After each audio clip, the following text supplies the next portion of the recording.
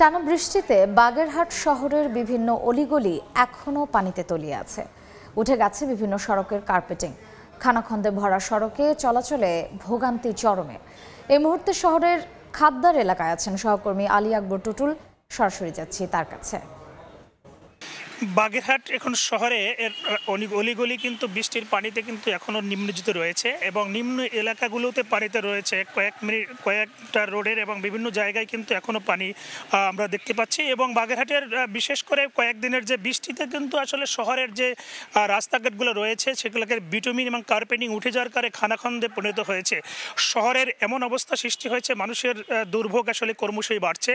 দীর্ঘদিন ধরে সড়ক সংস্কার না হওয়া এবং পানি নিষ্কাশনের বাধা এবং প্রতিবন্ধকতা থাকার কারণে কিন্তু বাগেরহাটের এই শহরগুলো এখন এক ধরনের দুর্ভোগের নগর হিসেবে পরিণত হয়েছে।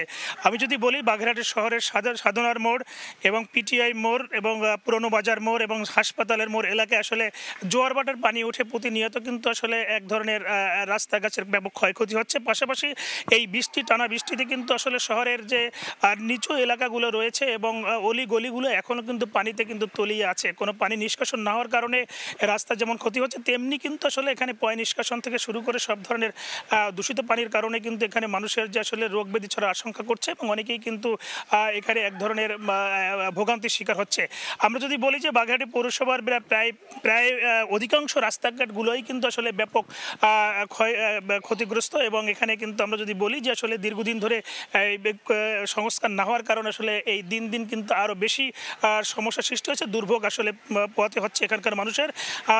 এই বেশ কিছুদিন ধরে প্রায় 6 মাস ধরেই কিন্তু আসলে সড়কের পাশের যে ড্রেনেজগুলোর আসলে সংস্কার না হওয়ার কারণে এবং অনিয়মের কারণে ড্রেনেজগুলোর কাজ বন্ধ থাকার কারণে কিন্তু দুর্ভোগ আরও বেশি বাড়িয়ে দিয়েছে, যার ফলে বাগেরহাটের শহরের যে পানি নিষ্কাশনের যে খালগুলো রয়েছে সেগুলোও কিন্তু বন্ধ রয়েছে।